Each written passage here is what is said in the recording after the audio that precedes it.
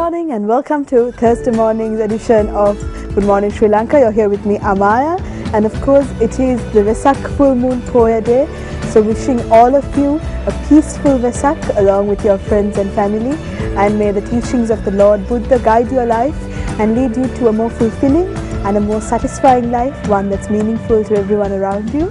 And of course, to speak about the significance of Vesak and to speak in detail about some of the rituals that we follow, we have a very special guest with us on the show this morning. He's no stranger to the Good Morning Sri Lanka set. He's been with us many times before as well, and he's here to share his vast amount of knowledge with us again. Emeritus Professor of Languages here in Sri Lanka, Professor J.B. Disanayake. Good morning, sir. It's lovely to see you again. Yeah. And a very blessed day to meet you as well, the Vesak Poya Day. Yes, definitely. So before we go into details of the Vesak Poya Day itself, let's speak about what you enjoy the most about the Vesak Poya Day and what brings you a lot of happiness. It's a day when you want to kind of calm your mind, you see. At the very end of it, in our everyday life, we come across all kinds of problems, you know. Household, as well in the office, wherever it is, you know. We come across a lot of problems. So there's stress, there's depression, all kinds of things happen in the mind. So this is a time you set apart to go to the temple, spend some time there, thinking about yourself. So trying to kind of tranquilize, to bring tranquility to your mind.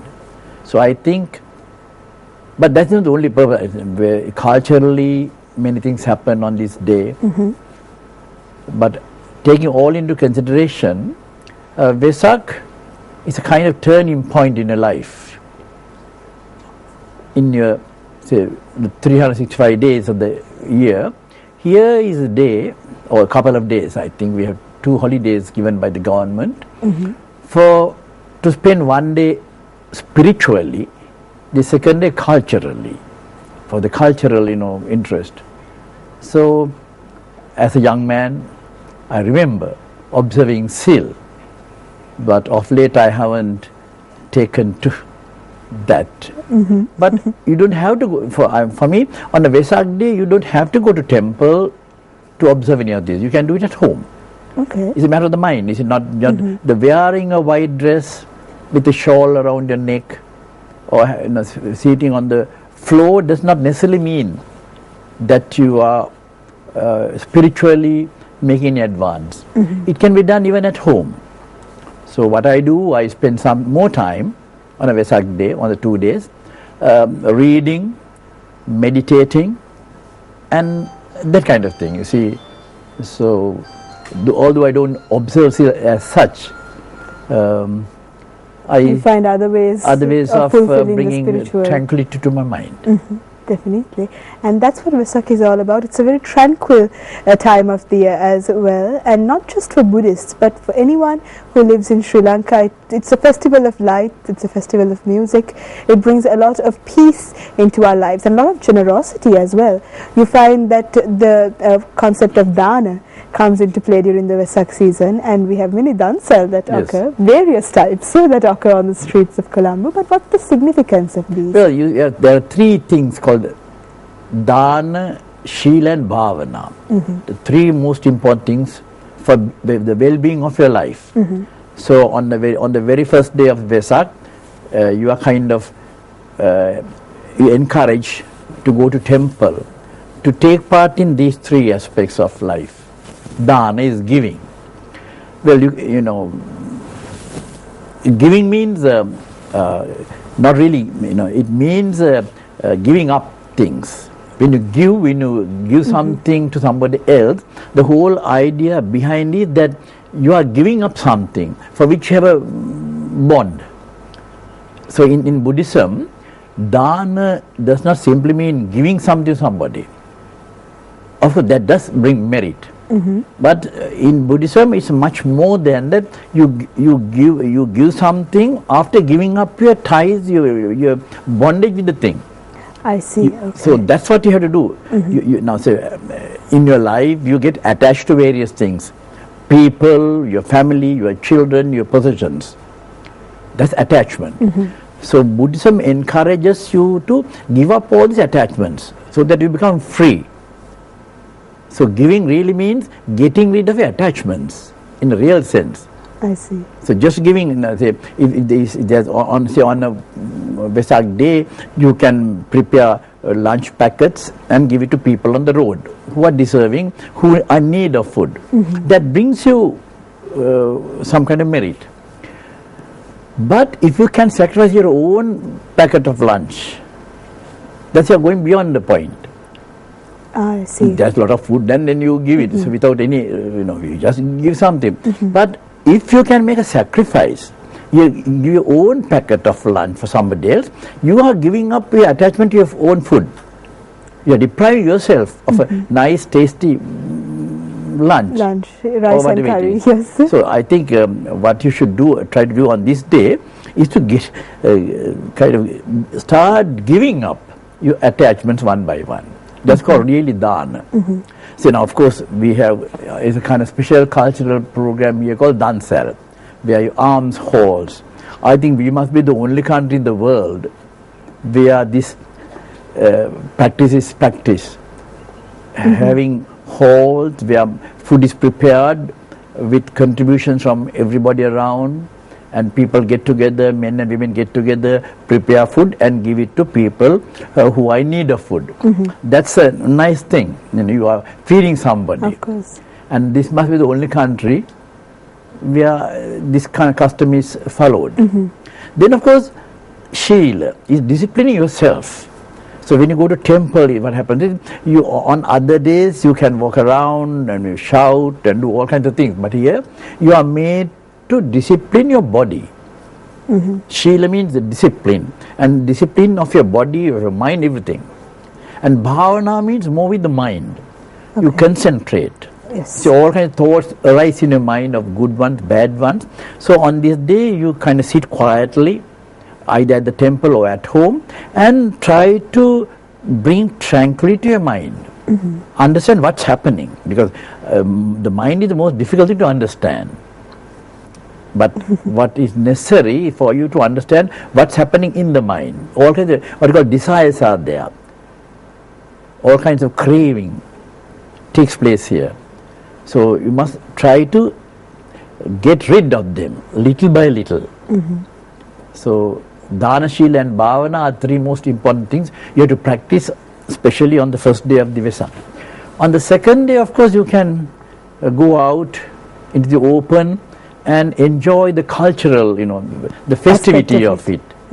So it's a festival of lights. You see, traditionally we lit oil lamps, and it was a custom to lit 84,000 of them, called Asuhardaya Pahampinkama. So villagers get together, and sometimes they prepared the lamp out of clay. Sometimes you split a young papaya fruit into two. Okay. And then they look like those clay lamps. Yes, sir. That custom is not something that we see a lot nowadays. In the village I have seen that kind of thing. I see. Of course you are wasting a nice fruit for this purpose. So once a year maybe, okay. Yeah, so that's sort of light lamps of that kind. Then of course the lanterns have come later. Okay. The whole idea... An evolution of the lamp. The new ones are there, now the pandals are there with so much electric, bulbs, all that's there.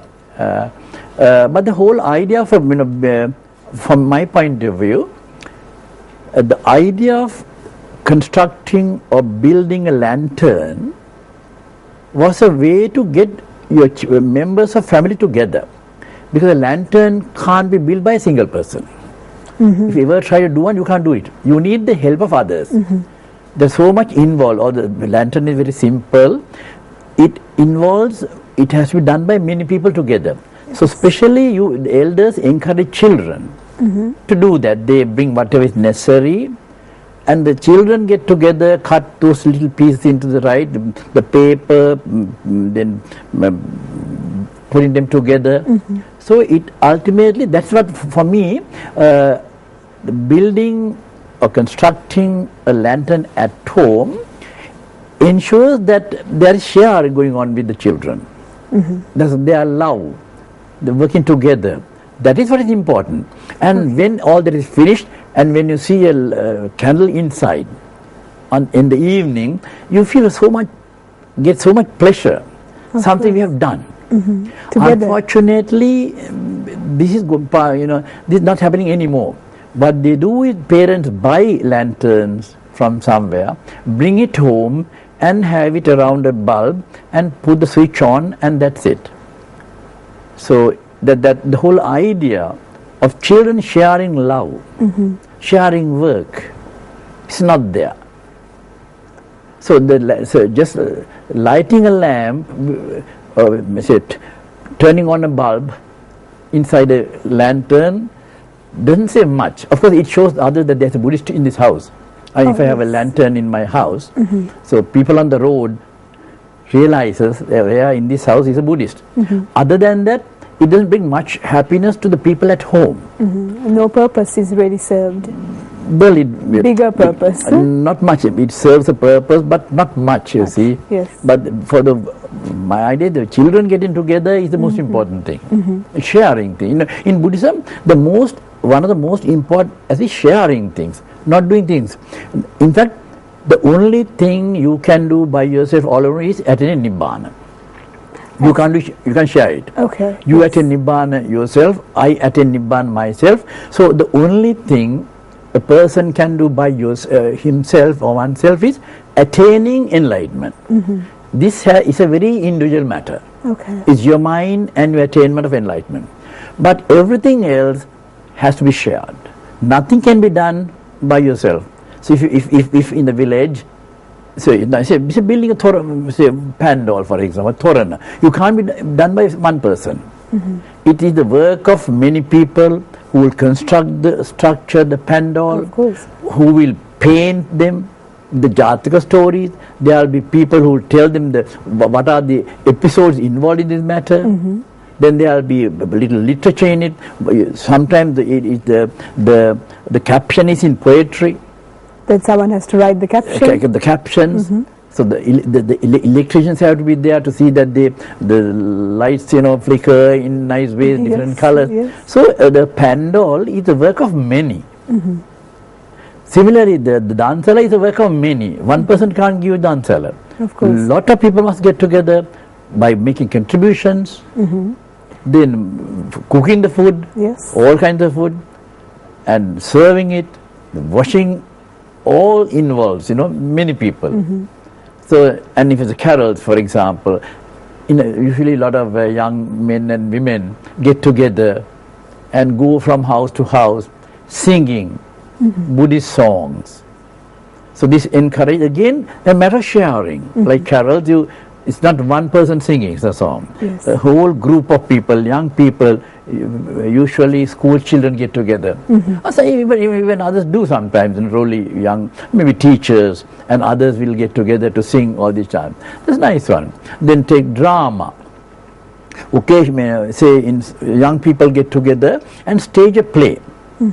Usually Buddhist play based on a Jataka story. For example, the Kusa Jataka maybe. Or Vesantara is a very long one. So that's happening. So they, for 2 or 3 weeks before Vesak, they train themselves. They have to learn the different roles, the roles and all that. Then do a bit of acting. They are not professional actors as such, but they do, and there are people waiting outside to see this. So it's a matter of so much culture that. Painting involved, there is dance involved, music involved, all that. So it's Vesak brings a lot of cultural activity, festivity into your life. Definitely. And also, now we're going for a very short break right now, but the professor has an opinion that this is not just a Temagula where there is 3 festivals that are celebrated. It goes up to 5, right? It goes up to 5. So you'll have to stay with us until the break is over, and we come back on the other side to find out just what those 5 celebrations are. Stay with us on Good Morning Sri Lanka.